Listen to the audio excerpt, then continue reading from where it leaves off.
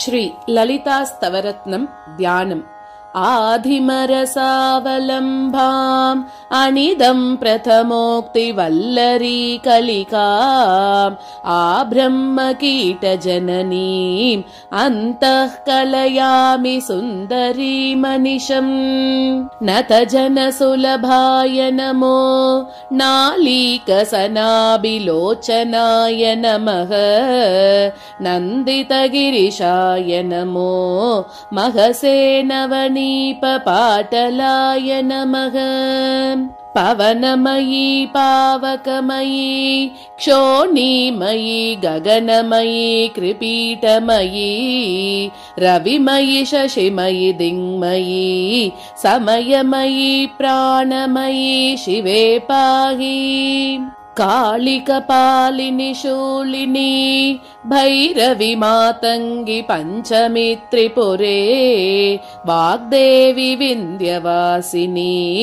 बाले भुवनेशि पालयच्चिरं माम् वन्दे गजेन्द्रवदनं वामाङ्कारूढवल्लभाश्लिष्टं कुङ्कुमपरागशोनं कुवलयिनीजारकोरकापीडम् सजयति सुवर्णशैलः सकलजगच्चक्रसङ्घटितमूर्तिः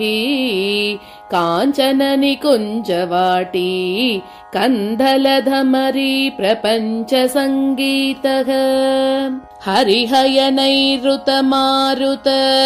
हरितामन्तेष्वस्थितं तस्य विनुमसानुत्रितयं विधिहरिगौरीशविष्टपाधारम् मध्ये पुनर्मनोहर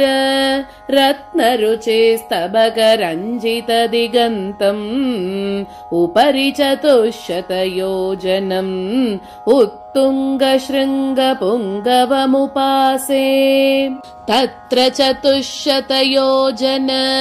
परिणाहं देवशिल्पिना रचितम् नानासालमनोज्ञे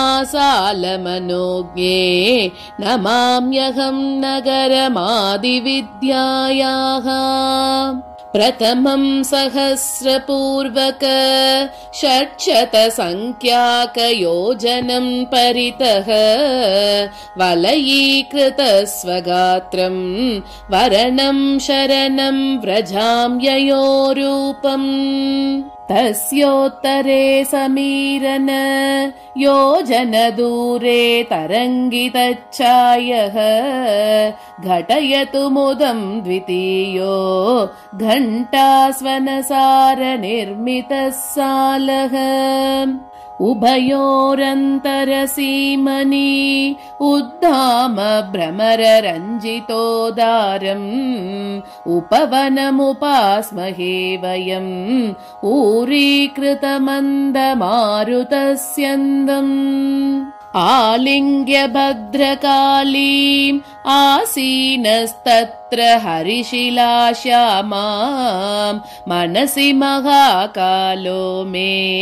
विहरतु मधुपान विभ्रमन्नेत्रः तार्थिको वरनः तस्योत्तरसीम्नि वातयोजनतः ताम्रेण रचितमूर्तिः तनुतादा चन्द्रतारकं भद्रम् मध्ये तयोश्च मणिमय पल्लवशाखा प्रसूनपक्ष्मलिताम् कल्पानोकहवाटीं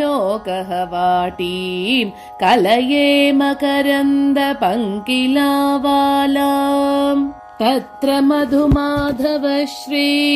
तरुणीभ्यां तरलदृच्छकोराभ्याम् आलिङ्गितोऽवतान्माम् अनिशं प्रथमर्तुरातपुष्पास्त्रः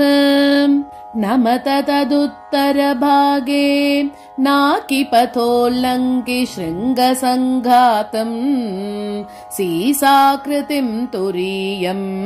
सितकिरणालोकनिर्मलं सालम् सालद्वयान्तराले सरलालीकपोतचाटुसुभगायाम् सन्तानवाटिकायाम् सक्तम् चेतोऽस्तु सततमस्माकम् तत्र तपनादिरुक्षः साम्राज्ञी चरणसान्द्रितस्वान्तः शुक्रशुचिः श्रीसहितो ग्रीष्मर्तुर्दिशतु कीर्तिमाकल्पम्।